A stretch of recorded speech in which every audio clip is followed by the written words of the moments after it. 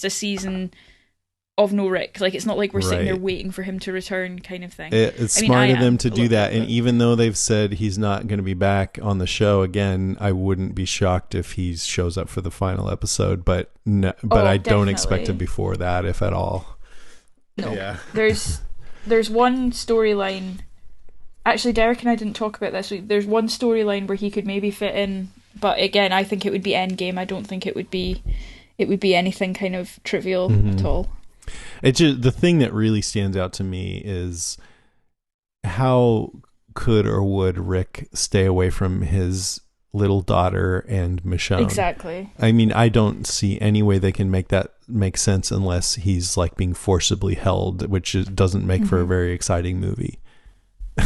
He's in a prison cell the whole time. Or he's a massive dickhead who ends up in like some kind of resort and is like, do you know what? I'm fine with this. Yeah, this is actually pretty nice. Maybe I'll go He's get like- Michonne one of these days. He's like, if you like pina colada. Hey, what's up, Jadis? In his Hawaiian shirt, like, this is fine. No This is the stress best. here. I'll take on an English accent. So I have a few notes, not many. This is the second time that we've seen, I think his name is Scott, played by Kendrick Green. I had Kendrick on mine as well, yeah. Yeah, and it makes me wonder if he's going to have a bigger role, which I think he should. I think he's good. He is. He's always really lovely at the conventions as well, which I know shouldn't bias my opinion of who But gets it parts in the does. show. I mean, I'm really sorry. Obviously, Kendrick, you're probably listening to this, but I did think he had died in like one of the there we battles go. last season. Right. So when he turned up, I was like, "Oh, he's still in this. Cool." I think I thought he died at Hilltop. I'm not sure why I thought that. So it was nice to see him. Yeah. I wonder if Andrew Lincoln will actually start watching The Walking Dead now. You know, he Interesting. doesn't, but I feel like, I don't know, I just think he won't, which, how's he going to know what's happening? I don't know. What his wife's up to when he's not around. Yeah, wow, he's been burned before. If I ever get a chance to ask him that, I'm going to definitely ask him. And then last, I just want to reiterate, I really, hats off to AMC for keeping this whole thing a secret, because it was a great surprise. And I wonder if that's one reason why Andrew Lincoln didn't go to Walker Stalker Atlanta this year, which was last weekend or the weekend before, because he didn't want to have to pretend to everybody the whole time. Yeah, or You he's know. on holiday with Jadis. Those are your two options. Could be. It's probably He's both. Holiday Rick. What about yours? I've got some. When we saw the opening scene with the rebar removal, Peter just Drink. leaned over to me. Oh, rebar. Peter just leaned over to me and he went, "You know, I knew that horse was working the whole time with Enid to betray Rick. It makes total sense now." And I was like, yes, Enid is a wolf. We all know this. I noticed that the helicopter had A on it, which I thought was, Gimple-esque. I did laugh for a minute where I was like, Jadis has been having all these conversations on the walkie-talkie, but nobody has overheard them yet. She's been overhearing everyone else. I know. So that confused me slightly. You know what I hate? I hate that the person on the walkie-talkie sounds so evil. He's like, have you got an A or a B? And you're like, Yeah. oh. Maybe he's actually really nice, you never know. Yeah, he just no. needs to work on his tone. Yeah, he just needs to work on his attitude. Maggie killing the Zed on the way to meet Negan, it was sort of like this brutal kind of tribute to Glenn's death, but also practice for if she killed Negan, and it was just a really kind of dark moment for Maggie. And I think Lauren, Yeah, that's great. I think Lauren Cohen just was so great this episode, and I'm sad in a way that it'll be overshadowed with it being Rick's last episode, but she was just wonderful, and I do hope that she comes back at some point. But I also feel like this is, if this is the last we see of Maggie, that's okay too. The blood spatters on the ground from the trailer when Rick was kind of hobbling over the bridge were brilliant, and the music in this episode was really nice as well. I really enjoyed that. Yeah, on the bridge, I don't think they usually do this, Bear McCreary, but the whatever was playing at that action sequence at the very end on the bridge had an undertone of the title music It or the intro did. music. That was really cool. Yeah. I think the other thing I've just sort of realised this is my like profound thought is Maggie, when she saw Negan saying it has to be you, it has to be this, in denying him that, she's giving him the punishment that she felt Rick had given her, which is not getting to see what they feel is justice. So Negan wants it to be Maggie and he wants to die and he thinks that's what's right. She wanted Negan to die and thinks that's what's right, but in denying him that, that's the biggest punishment, and she knows that because that's what she's been living. So that was kind of brutal. Sponsor support for today's show comes from Fallout 76. I'm excited that we got a great, awesome video game to sponsor the show. Fallout's one of the best series. Epic. Bethesda Game Studios, the award-winning creators of Skyrim and Fallout 4, welcome you to Fallout 76, the online prequel where every surviving human is a real person. That's something different that hasn't been in the Fallout games before. I believe there was some online play, but in this game, every other person you see is a real person. So you can work together or not to survive. Under the threat of nuclear annihilation, you'll experience the largest, most dynamic world ever created in the legendary Fallout universe. Reclamation Day 2102, 25 years after the bombs fell, you and your fellow vault dwellers, chosen from the nation's best and brightest, emerge into post-nuclear America. Play solo, or you can join together with your friends as you explore, quest, build, and triumph against the wasteland's greatest threats. Do you know anything about these Fallout games? I have watched Peter play a few of them and they seem pretty cool. They're actually one of the games, this sounds really sad, I don't spend my life watching someone play games, but if it's on in the background it's quite entertaining as well, because the scenery and the kind of aesthetic of them are just so amazing. The setting is just so kind of creepy and atmospheric. I think it must be playing with other real people around would also add this whole new dimension to it that I think would be really exciting. But yeah, you're right, the setting and the aesthetic of this game, that's one thing I've definitely noticed. It's post-apocalyptic decay, but there's certain elements of like maybe Art Deco or kind of retro style to it. Absolutely, that are really cool, and they just have so much attention to detail, and I would think they would be attractive to a lot of people who are into all this zombie stuff because it's in a nuclear post-apocalyptic world with like radioactive mutants and things like that. So it's a safe bet. Yeah, definitely one of the like top game series out there. I recommend checking it out. Fallout 76 is going to be available worldwide on Wednesday, November 14th. You can pre-order now at participating retailers and play the beta. Gameplay is best on Xbox One. So thank you to Bethesda and Fallout for sponsoring the show. Thanks, Bethesda. Obvious threat to untold numbers of citizens. The people it kills get up and kill. Are they slow-moving, Chief? Yeah, they're dead. They're all messed up. This is a Walking Deadcast news update. Okay, there was so much news this week and a bunch of articles I really was interested in, but can't include because it would just go on forever. But there's still a lot even with that. So here we go. So Entertainment Weekly interviewed Scott Gimple about these Walking Dead movies. They say, so let's talk about these Rick Grimes movies you all are going to be doing. What can you tell me? He says, it's really important for the audience to know that we're going to be continuing to tell the story of Rick Grimes in these AMC Studios original films. We don't want this thing to be like, oh, well, he'll be back on the show any moment now. We're telling Rick's story in another medium, and it's going to be these AMC Studios films. They're going to be on AMC most probably. So he doesn't know for sure. They're centered around Rick Grimes. We're going to tell the story of what happens after that helicopter flight, and these are going to be big, epic entertainments. Each are quality films. That's what's been happening in the industry. We've seen Netflix make these, basically studio films for people to watch in their homes, and we're going to be doing the same sort of thing here. So there you go. They say, any time frame you guys have for filming these and getting them on the air? He goes, I'm extremely hard at work on the first one right now and most likely filming next year, which we're getting pretty close to right now, but most likely, so not definitely even filming next year. He says, I'm freaking out about deadlines right now, so I'm not going to tell you exactly when because it will only make me pass out, but it really is going to be sooner than later. On the flip side, these are not going to be made on television schedules. This is going to be on feature schedules, and they're going to be big, so they're going to take a minute to make. It sort of reminds me, I don't know, were you a Star Trek Next Generation fan? I was not, but I've heard things. Because yeah, they ended that I think after season 7, and it was a great show, and I think it was even doing well in the ratings. But they just wanted to start making movies with those characters, and so the baton for the movies was passed over from Captain Kirk and the original people to the Next Generation, and the movie started out great, but that meant suddenly when you were used to seeing them every week while the show was in season, then you had to wait 2 or 3 years. That is a weird feeling. Yeah, that's the sad part. So they were bigger and more epic, but you had to wait a lot longer and get a lot less of them when they did come. You get more Rick less frequently. Yeah. They say, will they be filmed down in Georgia? And do you plan on using the same crew? No, only because we need everybody making The Walking Dead. Walking Dead has a lot of big stuff going on, and we're going to be continuing to make that show. Also, he's flying off in a helicopter away from Virginia, and it's going to be a new world, a very new situation with its own history, and very, very different from what we've seen before. He's going to London. Sorry. Right, he's going to Mars. They say, how many of these movies are we talking about?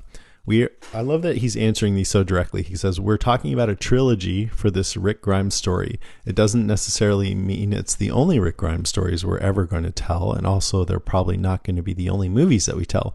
The Rick Grimes story, of course, is the biggest thing that we're going to do right off the bat, but we're going to be doing a number of other Walking Dead things over the next few years, a universe of stuff. We're not going to release it all at once. We're going to be putting things out over the years for maximum effect. We don't want to overwhelm folks with it. I can't help but picture Scott Gimple in an insane asylum delivering this speech. But hopefully it will come like to Legion. Yeah, it's great. We're going to do movies and it's going to be great. Of course you are, Scott. Gonna get Now, their just own you go movie. back to bed now. Yeah, take your pills. No, Back to that's bed. horrible. He goes, we're going to see all sorts of different Walking Dead projects in all sorts of ways, with old standbys, with new voices. And they're all going to be very different and distinct from the shows. We have this one show, amazing show that's showing the beginning of its civilization. That's Walking Dead. And we have this other show with these folks who are trying to make up for the things that they did, Fear. We're going to be having different entertainments, different narratives within The Walking Dead, different tone, different characters. We're also going to see old characters, review some content with old favorites. We get to revisit them and see stories that are past that we might not have shared before. So I don't know, maybe a Merle and Daryl movie. That'd be kind of cool. I think it's going to be the Fellowship of the Rick, and then we're going to have the Negan and Unexpected Journey trilogy that nobody really wants, but we'll get anyway and won't be really long. Those are my predictions. Negan and his bat. Yep. And then let's see. Nah, we don't need to talk about that. Finally, are you an A or a B? Oh dear. I would say I'm a B. I'd like to think of myself as an A, but I'm a B. Don't worry, Scott. We all think of you as an A. It's a big A, yeah. Just kidding.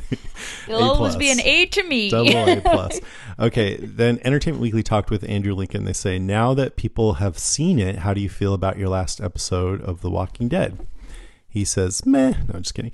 He says, I'm so happy. This was one of the great joys. With very little real estate, I thought Angela Kang covered a lot of ground in those 5 episodes. And then the idea of the bridge, the metaphor for the bridge, I thought that was really smart. And initially, I was kind of cautious about the callback aspects of the hallucinations. And then as soon as the guys walked up, it all made complete sense. And it was a brilliant and beautiful way to finish my tenure on the show. About the hallucinations, he said, I realized halfway through, I went, it's the Wizard of Oz. Herschel's oh my God, it is. The courage, Bernthal's the heart, and Sonique was the wisdom of when you have the peace. And Michonne is home. And it's that whole thing of being whisked away into the helicopter and spinning away in the house. I said, we're in the Wizard of Oz. And everybody was like, oh yeah, maybe we are. That's what I'm saying anyway.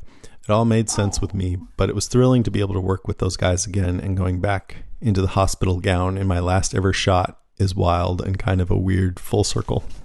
Oh, that's cool. Yeah, I'm glad that was his last shot. They go, how about getting to work with Scott Wilson one more time before his passing?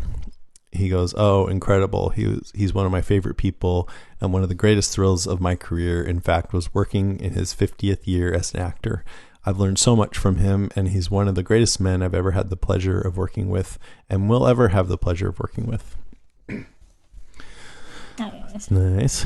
And what was it like being back in the cop car with your original partner in crime, John Bernthal, chowing down on fast food? You know what I love about that is when Andrew Lincoln came on this podcast the first time, I asked him about John Bernthal dipping his fries in Rick's ketchup, and he laughed at that, so I always remember that. That was funny. Anyway, he goes, "It was wild. It was like no time had lapsed in an eternity. It was very strange, and then very quickly he rolled up because I got there really early, and we just hung in our trailer. He's my brother, man. He set the tone. He and Sarah Wayne Callies and Jeff DeMunn and Frank Darabont and everybody set the tone for my work ethic, and I've learned so much from working with him and continue to." That's wonderful. They say, this is what I found interesting. When did the idea of transferring Rick's stories over to the movies first happen? He goes, "I think what it was is that I've always wanted to film the show with more scale and more time, just because it's so hard to do this show, and it's remarkable that people are being able to do an 8-day shoot and achieve what we've achieved. And I suppose it was born out of the idea that I've always been fascinated by the bigger picture. And I never thought that they would sort of go with it because AMC's a company, and why would they want to do it? And I suppose I just threw it out there to Scott Gimple. I said, what do you think about doing a film? A 2-hour contained story, a continuation." And he described it as where our show is Rosencrantz and Guildenstern, the grown-up show is Hamlet. And I've always thought, why don't we look at what's happening? We get glimpses of what's happening or stories of what's been happening in the rest of America. And I've always loved that part of the show when we meet people and what happened to you, what's been going on. And I suppose when I realized that I couldn't give the time because it was time to come back to my family, I realized that I would regret doing a shortened season. Even now, it's been very hard leaving the show and having one eye on the show as it continues because it just doesn't feel right. It's not the way that I've done the show. So I said, well, what if we did something like this? And it was very late. It was last year, and then it came right in towards the end of the year. They just said, let's do it. So what shocked me about that is it sounds like it was his idea. Yeah. Interesting. So that actually makes me like it a little bit more. I don't know if that's horrible, but... No, I think that's fair. That's cool. And then they say, wow, so this was really late in the process. He goes, I'm really excited about it. It was also creatively very scary for many reasons, but I instantly love the idea. It's almost akin to the movie Unforgiven. There's a pig farm and he falls over in the stall. He's chasing pigs. And you go, wait a minute, this is a gunslinger, the most badass gunslinger ever, and he's covered in excrement. But you know what he's capable of because he's Clint Eastwood. You've seen his other movies and him being a man with no name. I like that as a starting point, and I thought, well, this is interesting if you've got an audience that knows this character and you find him in a new place, in a new whatever that may look like, and he's not the same guy, but you know what's inside of him. I thought that's quite an interesting starting point. Yeah, so it's kind of an idea. But then here they say, how much have you and Scott talked about the exact story arc of these movies coming up? He goes on to a long explanation, but basically at the end he says, so no is the short version. He hasn't heard anything. He goes, I'm hoping to find out very soon. So Scott's still writing it. But it sounds like they were, he goes, it's been difficult because obviously Scott had an opportunity to talk it through with me, but that was only when I was dealing with a rebar in my chest and bleeding out profusely. So I don't know if they were already planning Rick's exit when they came up with the idea of the movies, and it sounds like they were, but I'm not sure how far into it they had gotten, if it was just tacked on, let's add a helicopter at the end. It did have that feel that it could be either. Yeah. You're like, Totally. Yeah. All right. Next, Norman Reedus and Melissa McBride have signed new deals with AMC. Sources say the packs will cover 3 years of the franchise as a whole, meaning if their characters are written off of the flagship and relocated to another property in the Walking Dead franchise or depart completely, they would still get paid for the 3 years. The new packs are described as groundbreaking in that they stretch beyond traditional series overall deals and allow both Reedus and McBride to move freely among new projects in the Walking Dead universe. That's interesting. Sources say Reedus will make $350,000 per episode on top of additional guarantees and advances in a deal that sources say could be worth anywhere from $50 million to $90 million. McBride's deal, which is said to include a sizable pay bump, will see the actress score an estimated $20 million over 3 years. Denai Guerrera, meanwhile, is negotiating a new deal with AMC that could be complicated by her status as a breakout actress. This is all from Hollywood Reporter, by the way. She loves the show and wants to stay on it, but they have to be able to make a deal with her. And asked about how much longer she envisions herself on The Walking Dead, she stopped short of providing a time frame and said, I can't share that at this moment. Interesting. Mm-hmm. I've just remembered that one of my top moments from this episode tonight was actually Daryl's reaction to Rick. His kind of teary face. Uh-huh. Yeah, that it's was just sad. really good. Yeah. Norman Reedus is knocking it out of the park Yeah. this season. I'm like, no. He's finally doing stuff, so yeah. Yeah, I like that too. The only thing is I wished he would have like ran over there to see what happened. But then that would have ruined the story. Just went straight into the woods. Bye. Checking out. Daryl out. Yeah. Okay, this last thing, Entertainment Weekly asked actors from the show, past and present, to write tributes to Andrew Lincoln, and there were, I think, 24 of them, and they were really good. I just picked a couple that I particularly liked. Sarah Wayne Callies says, she's writing this as if talking to him. Everything I try to write you sounds like it's from a junior high yearbook. We were there at the beginning together. I'll always remember the sunrises on the farm. Thanks for making me a better person. BFF, LOL, OMG, TWD. And I know, and I know you hate being praised. Best way to trigger one of your Irish exits is to start telling you how great you are. You're a shitty star, you know that?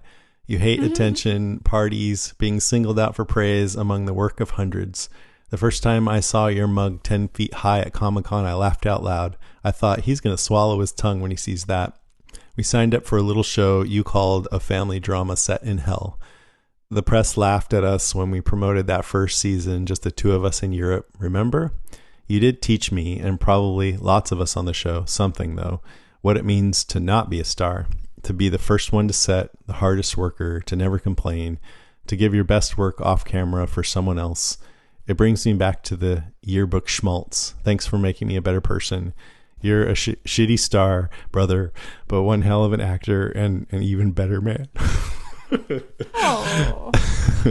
I'm choked up with that.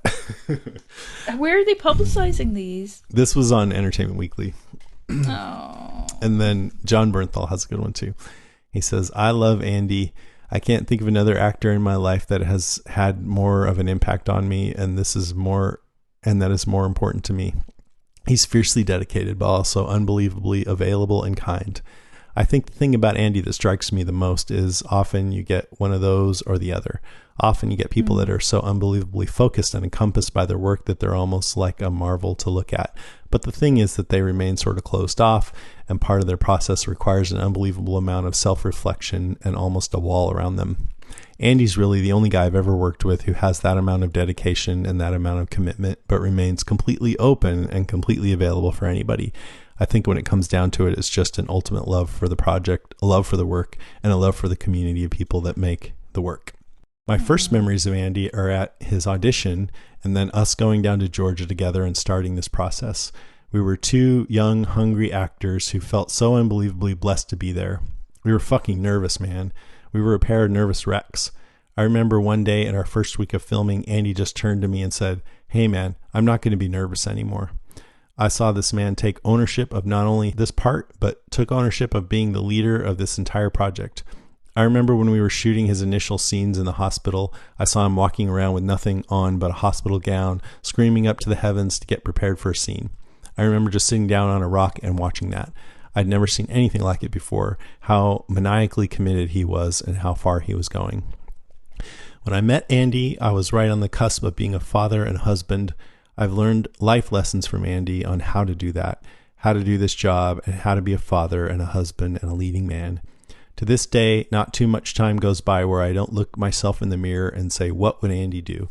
So many times when I'm getting frustrated on my set, or when the chips are down, or when I just need a second to myself, I need to just concentrate on my own character and I feel like I'm about to burst. I try to get centered. I say, what would Andy do? Think about Andy. Think about Andy Lincoln. I love him and I believe in him, and I'm so fucking grateful that he had such an influence on my life. I would not be the man I am. I wouldn't be the father I am. I wouldn't be the husband I am. And I surely wouldn't be the actor I am if it wasn't for my time with him. He's just a very important person to me, and unlike any other, definitely the best lead that I've ever worked with in my life in any capacity. As I go forward with The Punisher and with some of the movies that I do, I oftentimes do everything I can to emulate that, and I failed. I fail. I don't think there will be another Andy Lincoln. It sounds like something Rick would say about Shane. You made me the man I am. Yeah, I mean, they do. They, like he says, I've learned so much from John Bernthal, and he goes back and forth. There's I'll just read an excerpt from the Norman Reedus one, and that'll be the last one. Okay. I thought this was interesting. He says, when my role on the show started to change was when Andy and John Bernthal started including me in scenes on decisions. And I don't know if it was ever said to anybody. I think they kind of just did it naturally. When we would go to inspect something and talk about what the plan was, instead of Shane and Rick just looking to each other and talking about it, they started looking to me too. That helped propel my character into one of the leaders on the show, and those two actors did that naturally. All of a sudden, I was included, and I wasn't just the outside guy throwing squirrels and wanting to stab people and shit. They transformed my character into something else, whether they know it or not. I thought that was nice. Aw, that's nice. So that's there's many more. David Morrissey, Emily Kinney, Chandler Riggs, Lenny James. If I'll put the link in the show notes for that article. Please it's great because we don't get Entertainment Weekly over here. So. Okay, yeah, I'll put it in there. It's online. I think Norman Reedus welcomed his second child this week as well. That's right. Yeah, I should have put that in the news. What's his? I don't think he's married. But it's his Diane girlfriend. Kruger. Yeah. Yeah, they welcomed a baby girl. Yeah, congratulations. It's awesome. Congrats, Norman. Yeah, and he has a son from a previous marriage. Yeah. It's that model that was in the Chris Helen Isaac Christensen. video. Yeah. Yeah. All right, that is it for the news. Now it's time for listener moans, groans, and grunts.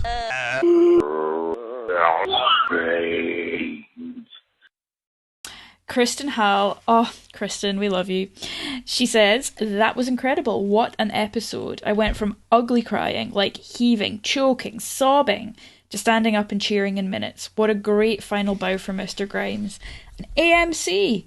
Good on them for realising killing off Rick Grimes would have been worse for the viewers than anything else, and still killing him, and not killing him.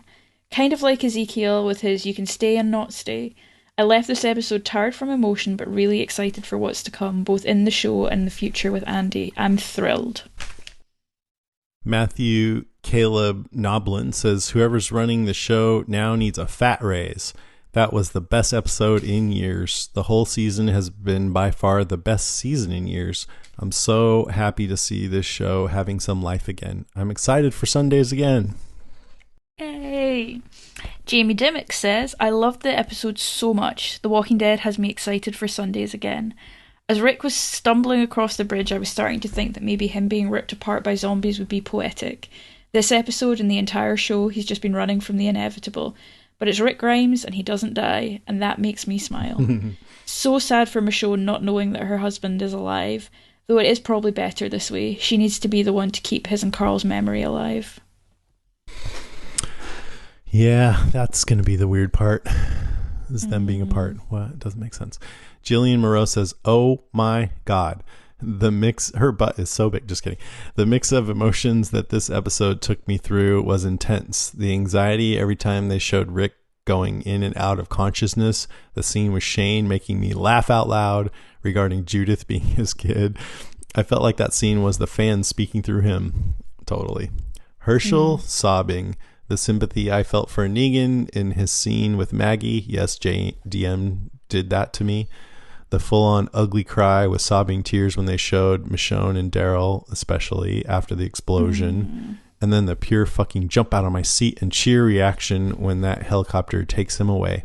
I can't even explain how much I love this episode. Long live Rick Grimes. Raise the roof emoji. Whoop whoop. Rachel Teal says, The Walking Dead is dead. Long live The Walking Dead. Rick motherfucking Grimes lives on. Wow. What an epic, terrifying, heart-wrenching, beautiful episode. That was such an emotional roller coaster. My mind broke and I just kept crying and crying until I had to turn off Talking Dead. The time jump totally caught me off guard and I flipped. Have I been living under a rock? Did not know that was happening. What the fuck? I'm so intrigued, shocked, amazed, delighted. Everything I've ever loved about the show re-emerged last night and I cannot wait to see what happens next. Emotions are high. They are. Paik Allen says, holy fucking shit. The Walking Dead is back to being the show it's supposed to be. This time jump is completely reinventing the show, and it needed it. As a comic fan, I'm incredibly excited for the things that they set up, and Judith replacing Comic Carl is genius, and I'm 110% on board with. This little girl is so badass, and I love her already. Robin Springer, I was okay until I saw Beth in the Endless Dead and then Herschel in the barn. The tears started and got worse when Rick looked Daryl in the eye. It's bad. It's really bad. But then the last 10 minutes happened. ... Juan Frausto says, no Glenn? Michael Darwin says, I imagine Stephen Yeun was unavailable. It did look to me like one of the bodies in the field could have been his. Beth's too. Yeah, I think so. It would probably be good to go back and go through that frame by frame and see who's there. And as I was saying to Lucy before we started this, if I had ever been on the show and was not represented in that pile of bodies, I would feel slighted. Actually, Jason, you were. I know. And you have been. No, I was in there. I was under Maggie. Oh, sorry. Yeah, you were waving. you were the one that was moving. Yeah, I remember now. Yeah, waving. Yeah. Hi. Hi, Mom. Paul Mahler says, why?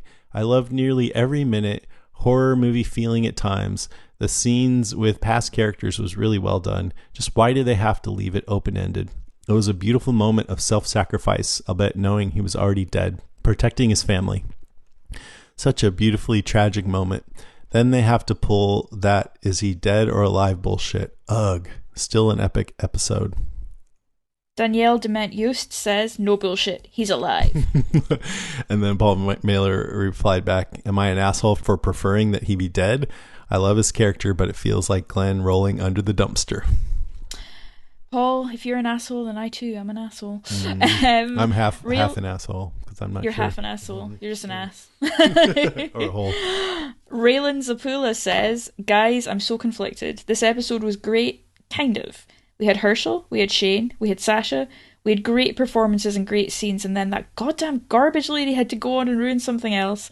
I'm glad she was taken away in that helicopter, but with it, she took away our chance to really say goodbye. And yes, I know the spin-off movies, but still. Brianna Cummings says, yep, I feel the same way. My favorite character saved by the lamest character that has ever been on the show. Seriously? I've loved this show since the beginning and have been barely hanging on the past 2 seasons with the horrible writing and character development. This episode wasn't horrible, but I'm pretty pissed that they built this up to something that it wasn't. He should have died on that bridge, and they should have left it as that. It was emotional and fairly well done by that point. Then it turns into something completely stupid. Brian Wall says, agreed 1000%. Give us closure. End it. It's ridiculous. When Rick wakes up from wherever Jadis is taking him, doesn't he want to make his way back to Alexandria? Almost as bad as the Sopranos finale. Yeah. There's an amazing just sort of explication of the last scene online somewhere. It's like many, many pages long, but it The Sopranos. Yeah, it really made me appreciate that even more. But I didn't mind it. I thought my TV was broken, but still. Rima Joe, hey Rima, says, feel like I should be excited, but I feel like AMC pulled an AMC on me for the 100th time in a row. So much hype on this being Rick's final episode, only to not kill him off and then announce this. I do look forward to still having Rick Grimes somewhere out there, but something just doesn't sit well with me. Yep. I can understand that, Rima. Robin Springer says, first let me say that I was riveted during the episode. I made some comments about it that are here in the thread somewhere. My thoughts after thinking about it overnight. 1. Rick has been the hero on a hero's quest to find his family. First, his actual family, Laurie and Carl, and then along the way his family of choice, our group. He looked his brother Daryl in the eye passing the torch and saw his family running to save him and said, I found them. That was the end of his quest. He brought them together and made them a family. That was his chance to die a hero to save his family.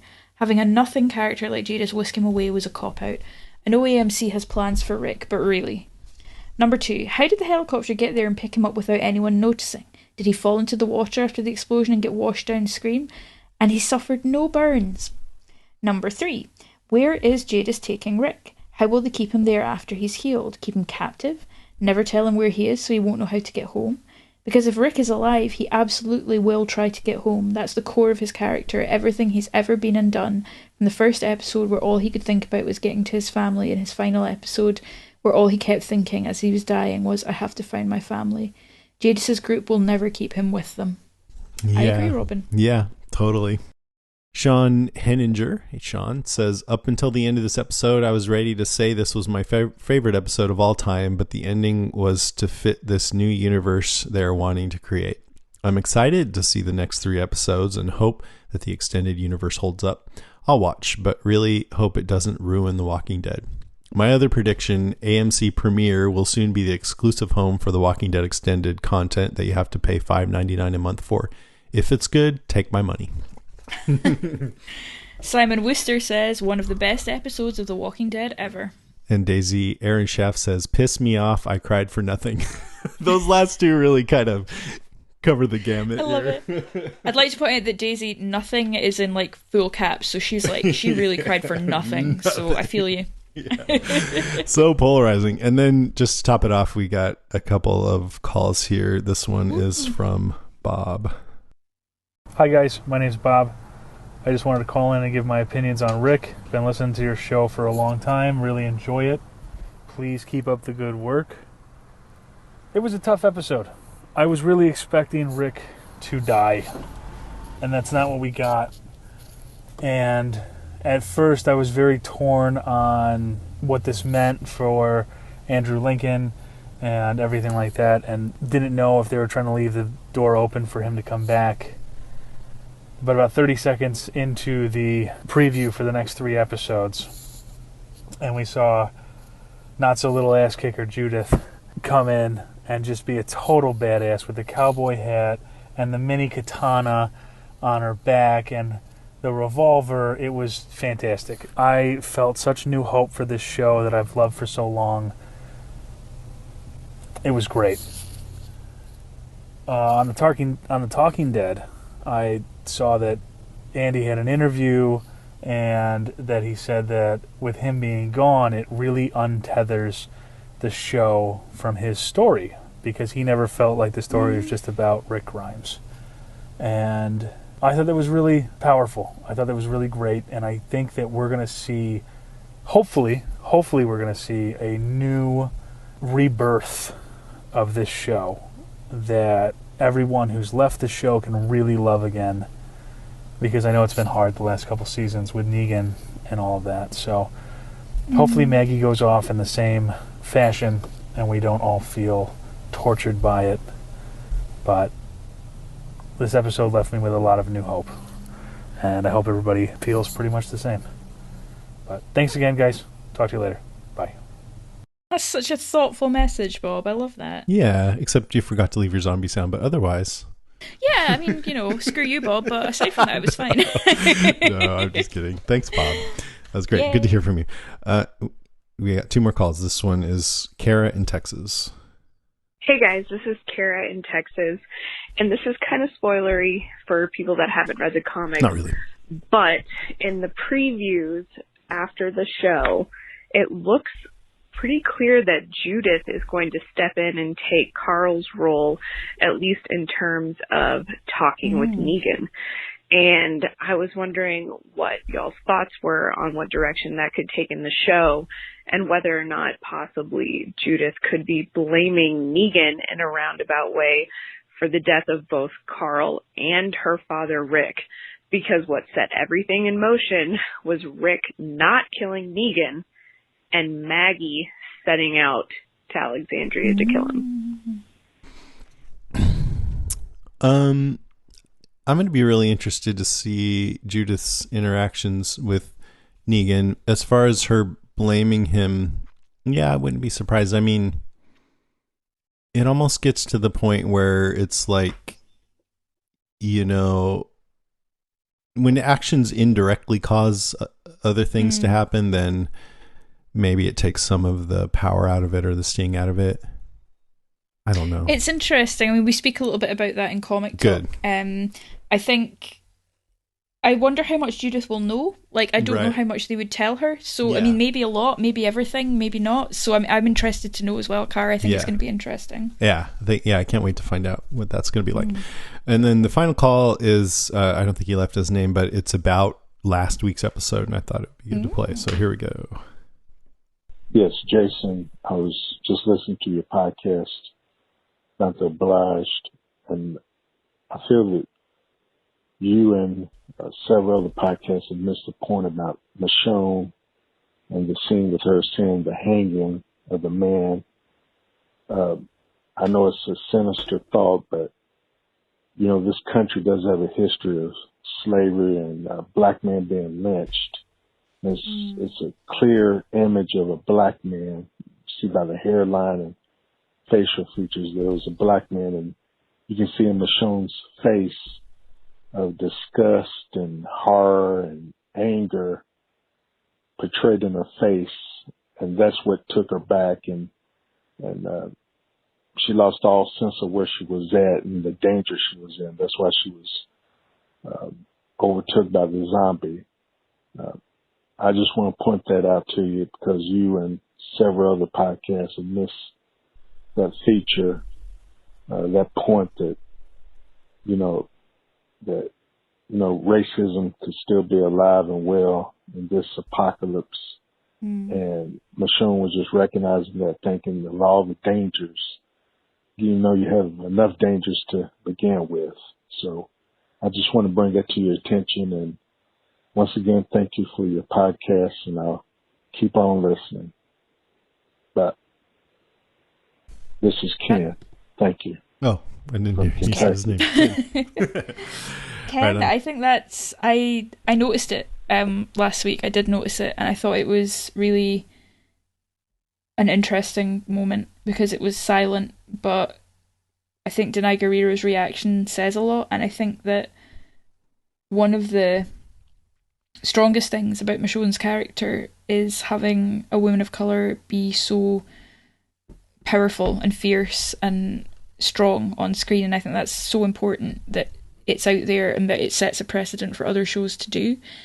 And I do think that Michonne's drive to create justice and to create a better society, there's no doubt in my mind that that comes from her lived experience as someone who has lived experience of prejudice and has that in their blood and in their family history. So I think it's really important that people do talk about these things. So I really thank you for that phone call. And speaking from, I think there's a tendency with podcasters sometimes, and I include myself in that, to shy away from things when they consider our privilege, as for myself as a white woman, for Jason as a white man, it can be intimidating to talk about these things, but it doesn't mean we shouldn't do it. And I think it's important that people keep speaking up about that, and I really appreciate that phone call. I think that's really important, and I'm glad you were able to bring that to our attention. Yeah, I thought it was important to play, and there were one or two other people who wrote in mentioning the same thing, and I think it was a little voice in the back of my head was like tugging me in that direction, but I just, when I prepare these notes and everything, some things don't come to the fore. And yeah, I'm sorry that didn't, because when you mentioned it, I'm like, oh yeah, obviously that's what was going on. And I love that Michonne is such a powerful character, but she also can be moved by something like that to the point of distraction, that she's vulnerable to it. And of course that would horrify her. So yeah. And it's like a symbol of something so horrific and so deeply entrenched. And it crossed my mind as well when she's in the museum in the first episode of this season. Yeah. The hypocrisy of history, history being told by the victors. Like, America's always been this way, or Britain's always been this way, and we're just going to gloss over the bit where we weren't like that, or where we weren't even trying to be any better. And yeah, it's important, I think, for shows like The Walking Dead it's too easy to kind of assume that a post-apocalyptic society is post-racial, and it's not. That's not possible. And they've been, since the very beginning, that's been a topic with Merle and everything. Yeah, exactly. And, it's good that they address it. Yeah, Ken, I hope that you keep speaking up about these things, because it's important. We need people to do that, especially now. Go and vote, everyone. It's important. Yeah, go vote. Hopefully you're on your way to the polls as you were listening to this. Okay, now it's time for our incredible segment that we have every week called Comic Talk with Lucy and Derek. So I'm sure it was awesome. Take it away, I'm guys. just going to hop into my TARDIS and just go back and record it. Now, I'm back. Hooray. Done. I'm back. It was awesome. Done. It was so good. Thanks, Derek. Hey, Zedheads, welcome back to Comic Talk. I'm Derek. And in a fit of wibbly wobbly timey wimey, I'm Lucy from the past. You haven't even recorded the episode that you're about to talk about the comic book stuff on, have you, Lucy? My mind is blown. Yeah, I basically like River Song for all you Doctor Who fans out there. Nice. Yeah. Nice. Let's not compare diaries then, Lucy. No, weird. Spoilers. No. But we're here to talk about the Walking Dead comic book connections for season 9, episode 5. An excellent episode, I must admit. Absolutely loved it. We've had a quick chat about Lucy's thoughts, but we're not going to talk about those on here because you're going to talk about those on the episode, which will be before this, I suppose, Lucy, right? Yes. Yeah, we will summarize them as I have thoughts. Okay, good. Some good, some bad, But yeah, no, definitely. You'll know by now. Yes. Lucy of the future. And Derek of the future, hopefully. And Derek of the future, yeah. Right, well, let's get into some of the big ones, the big moments, some of the things that were brought in. You mentioned this first one, Lucy, last episode, and I wasn't sure whether it was going to happen this quickly. Maggie has her confrontation with Negan. She has that moment where she bumps into Negan or runs into Negan to have her final confrontation, I suppose, with him. What did you think of how this was handled? This happens in issue number 174 in the comic books. How did you think it was handled on the show? I think I've been open about the fact it's one of my absolute favourite issues of the comic, and I think it's really just well designed and well wrought. I think it was good in the show. I think it did what it could with the time that Lauren Cohen had left on the show. Mm-hmm. And I think it would have felt wrong, given what we see at the end of the episode, for it to not have happened by that break, by that time jump. Right. I thought Lauren Cohen and Jeffrey Dean Morgan were both brilliant in it. I missed some of the dialogue from the comic, but I feel that the way Lauren Cohen played it was just perfect. I thought it was really, really good. And it made Maggie's decision very believable, which I wasn't sure they were going to be able to do in such a short space of time, but I feel like they managed to. Yeah. What do you reckon? Yeah, I really, really enjoyed it. And I think Jeffrey Morgan being pulled out into the sunlight and showing how broken a man he is. It kind of served to underline what Rick is trying to do, and it felt like they were just stretching to not include the one line from Maggie saying, Rick was right, and I should have believed him all along. They didn't include the line, which I'm really glad they didn't include that. It felt like she was coming to her own decision and needed to get there herself. I really liked how the scene played out. And again, just like you said, in the comics, this is about 3.5 years, 4 years after the end of the war. Ridiculous. So. It's after, I think it's even after the Whisperers. I think it's it's interesting, and I think it puts Negan in a interesting place going forward as well. And I'm glad that, regardless of what happens with Lauren Cohen, she got to have that moment. Absolutely. It was satisfying. I think I was glad that happened. It was a shame it happened in an episode where so much other stuff happened. But it felt like the right time for sure. But I'm really hopeful that it does convert a few people that think that Negan should have been killed. I'm hoping that performance between those two characters kind of show you why he should continue in the show and why his life matters and why there is meaning in keeping somebody alive to, I suppose, answer for their crimes in a different way than just being taken out of the show, because that's happened to so many of the evil characters in the past that I kind of like the idea of someone surviving to have to deal with their crimes in their own way. So absolutely. And I think at the moment the status quo in the comic is Negan is just out there. Like he's kind of done. I kind of like that he might completely be done or he might pop up again. Like I like that there's no like, oh, he'll be back, but there's also no like impetus for him never to come back. So it's kind of it reaches a nice conclusion. So we'll see how it plays out in the next part of the season. I want to say half, but it's more than half of the season. So I'm optimistic for sure. And it's also nice for Lauren Cohen and Jeffrey Dean Morgan to share some screen time because, as we know, they are Bruce Wayne's parents. They are, yes. Thomas and Martha Wayne from Batman v Superman. Yes. Thomas and Martha Wayne reunited. That was a satisfying moment, I think, and I'm glad that it happened. Definitely. And I want to talk about my next one, my next favourite moment from the entire episode, I think. Rick talking to Sasha, or Michael Burnham from Star Trek Discovery, beaming down to Earth, and standing on top of the bodies of pretty much every major character from The Walking Dead. Like, there's some great body doubles, possibly, also possibly moments that were screen grabbed from Walker Stalker cons, possibly with some of the actors that play the characters.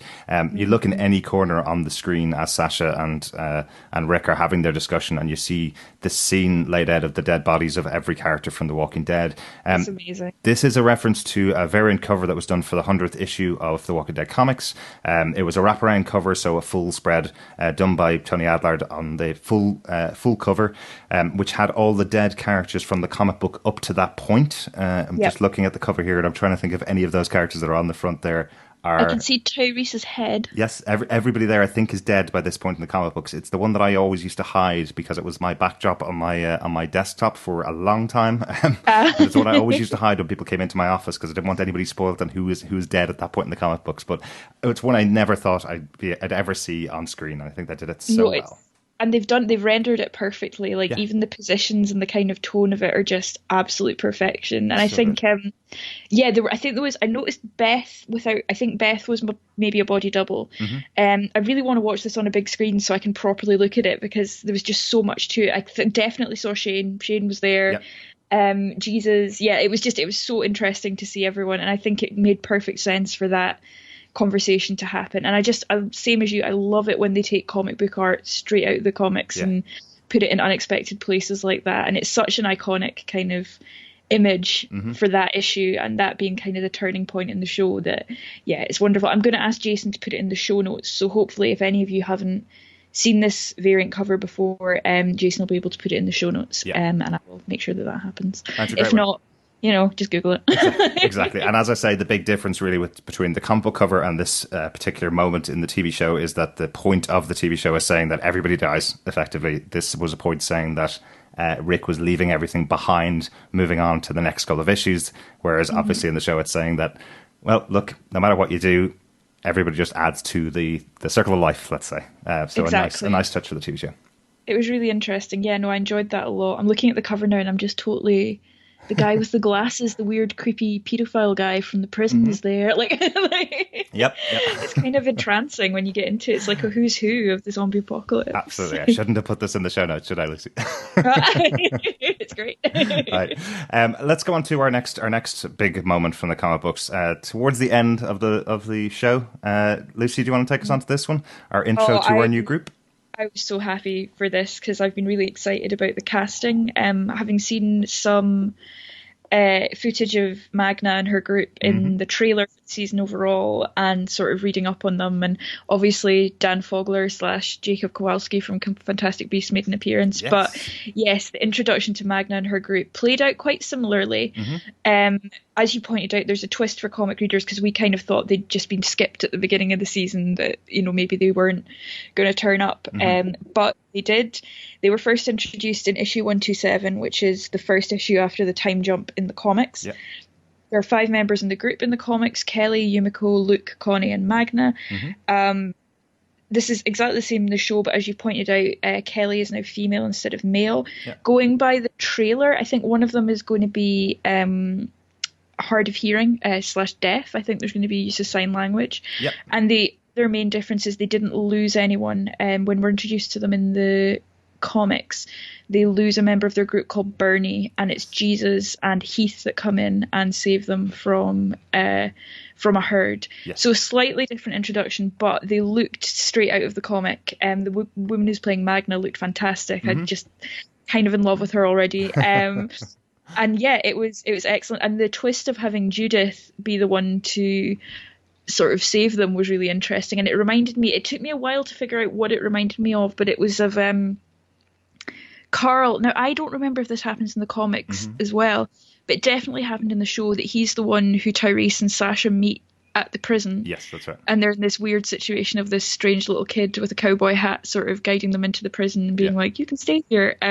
So I quite like that sort of echoed that as well. How did you feel seeing that group on screen? It's really cool. Yeah, it's really cool to see them come in. It was that point in time where it was resetting the entire storyline, saying, "Here you go. These are some brand new characters. If you've never picked up the comic book before and you wanted to get into it, here's a great time to do it." And I think genuinely after this episode where we lose Rick Grimes, it is actually a point where people can come to the show anew.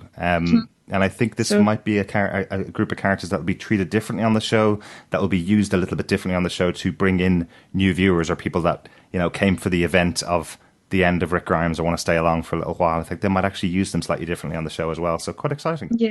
Yeah, I'm very excited. I'm especially excited to see Dan Fogler there because he's a great character actor and so compelling in Fantastic Beasts. So I'm interested to see what he brings to the character of Luke. I'd be interested to see him with a harder edge because, Jacob in Fantastic Beasts is a wonderfully kind of soft character. So it's interesting to see if he's maybe got a bit more of an edge to him in the zombie apocalypse. I did start a little bit when I saw him stab someone in the head. I was like, "Oh, Jacob, what are you doing?" Yeah, he is the Muggles viewpoint into Fantastic Beasts. I know some of our fellow Zheads want myself and Lucy to do a Harry Potter podcast, so that's as close as you're going to get right now, right? Maybe we could cover Crimes of Grindelwald. I mean, it's coming out soon. 2 weeks. 2 weeks. Yeah, time. 2 weeks. Exciting.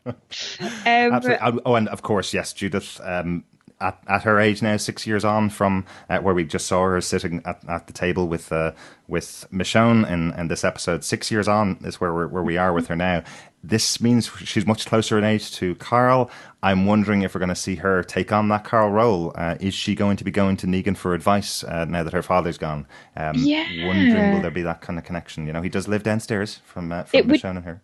It would be interesting as well to have that dynamic with a younger girl because I mean Negan's a lot of things, but he's definitely not creepy in that sense. But it would be an interesting way of playing it. It might bring out a softer side to Negan or a more likable side to him. So yeah, I wonder what's going to happen there. And the idea that she would grow up with this guy in the basement is quite it's an interesting dynamic. He's just the guy who we keep down there. And I do think in this episode he is a broken man. I think we see that here. So what does that mean for the future? Is he willing to just stay behind bars and maybe dispense a little bit of help and advice for Judith? I'm intrigued. Will he get his mojo back? I mean, that might... maybe. maybe not. So you've got some really interesting stuff about the afterwards as well. For those who maybe don't read the comic but do listen to Comic Talk, I mean, that's a strange combination, but we're down for that. Robert Kirkman is famously esoteric in the afterwards to The Walking Dead, answering reader queries and questions and theories and things like that. So this was quite an interesting thing to think about. Yeah, I think because a couple of people have mentioned that when Robert Kirkman first compiled the first 6 issues into the Days Gone By volume, he included a little afterward to describe what he was going for with the book. In his words, he said, "The idea behind The Walking Dead is to stay with the character, in this case, Rick Grimes, for as long as is humanly possible. I want The Walking Dead to be a chronicle of years of Rick's life. We will never wonder what happens to Rick next. We will see it." So that was the first 6 issues. After his first year, he also did an afterword for the compendium, the first 12 issues. And for that, he said, "There's something about all zombie movies that I absolutely cannot stand, which is the end. Really, it bugs me every time I'm watching them hop in that helicopter. And then what? It just ends. Credits. I sat through all of that, and for what?" What I think is interesting when you combine the two of those together is we do get this moment with Rick going off in a helicopter and we don't know what's going to happen to him. This is the first time that's happened since the start of the series. Like, obviously, episode to episode, you don't know what's going to happen, but another episode's coming up with Rick in it. So exactly. I just think it's interesting putting those two pieces together from back in 2005, 2006. It's so brilliant. I remembered the first one, but the second one, I feel like it's such an interest. I mean, it must be deliberate. There must be something about that that's, a knowing reference. And yeah, it gives me hope that, we are going to get some answers at some point and maybe lead towards some kind of end game. But, who knows? Who knows? It's the never-ending story about zombies, remember? So. Oh, yeah. No, it'll be going on until, I'll still be here in like 60 years' time. So will you, chatting away about, what's happening with Judith's children, probably. Exactly. But yeah, no, I thought that was really cool. I like that Kirkman, he actually gives away quite a fair bit of information in the afterwards, and he can be really quite open about things. I remember after Andrea's death, he actually just posted an apology, and he was like, I don't really know why it had to happen, but I know it did. And yeah, it's quite interesting. I encourage people to go back and have a read of them, because you do get a little bit of insight there into the man who ultimately created all these characters. So it's a good one. I totally agree. And on that note, I think with that afterwards, with that discussion about the comic book talk, that is the end of comic book talk for this week. It Lucy, is indeed. Thanks for having me back on board. No worries. Thank you so much for taking the lead this week while I wobble around in time and space trying to figure out where I am. No, that's excellent, and I have no doubt that we will have things to cover next week, so I shall look forward to talking to you then. Absolutely. If you want to hear me talk about more stuff connected to comic books and TV shows, I present the podcast Defenders TV Podcast. You can find all of our stuff over on defenderstvpodcast.com, currently talking about Daredevil Season 3. Thanks, Zedheads. Thanks for joining us for this week's Comic Book Talk. Thank you. Bye. Bye. Cassie Heel. Mom said you'd be here. Told her I was taking a look out. Got tired of helping around the house.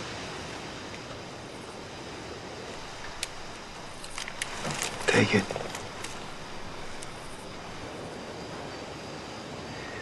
What happened to Dale had nothing to do with you. He died, Dad. Yeah.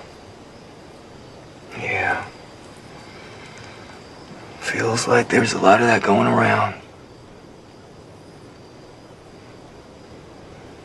That's why I need you. No more kid stuff. I wish you could have the childhood I had, but that's not gonna happen. People are gonna die. I'm gonna die. Mom. There's no way you can ever be ready for it. I try to be, but I can't. Best we can do now is avoid it as long as we can, keep one step ahead.